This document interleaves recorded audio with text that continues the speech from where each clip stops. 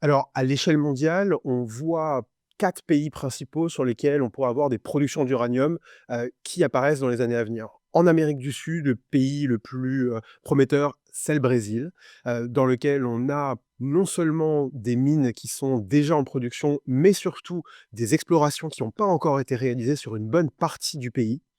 Ensuite, en Asie centrale, on a 2 pays qui sont clairement ceux dans lesquels l'uranium va pouvoir se développer. D'un côté, la Mongolie, où, autant les intérêts français que russes et chinois sont en train de se développer, et un deuxième pays qui est le Kirghizistan, qui est historiquement un producteur d'uranium dans lequel l'exploitation, de cette matière avait été arrêtée pour des raisons environnementales, mais où le moratoire qui interdisait l'exploitation des mines a été annulé. Et enfin, en Afrique, le pays peut-être le plus prometteur aussi aujourd'hui, c'est la Tanzanie.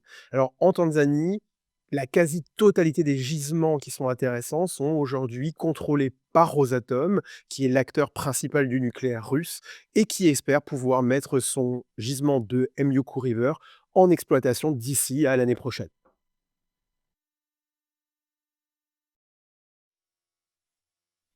Donc, à l'échelle mondiale, le principal producteur d'uranium, c'est le Kazakhstan. 40 de la production, mondiale d'uranium vient du Kazakhstan.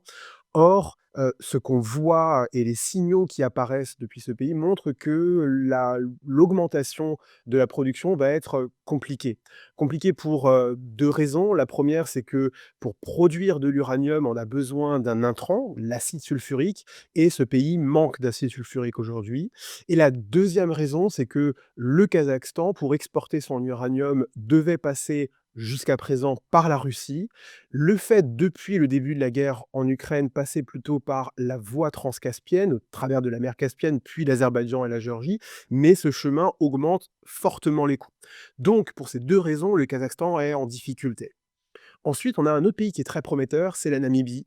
Augmentation aussi de la production en Namibie, mais 2 problèmes. Le premier, c'est que la quasi-totalité de la production est détenue par la Chine et l'autre problème, c'est l'accès à l'eau. Pour produire de l'uranium, on a besoin d'eau et la Namibie est un pays qui connaît un stress hydrique endémique, mais qui s'est accéléré avec le réchauffement climatique et ça impacte fortement la production d'uranium.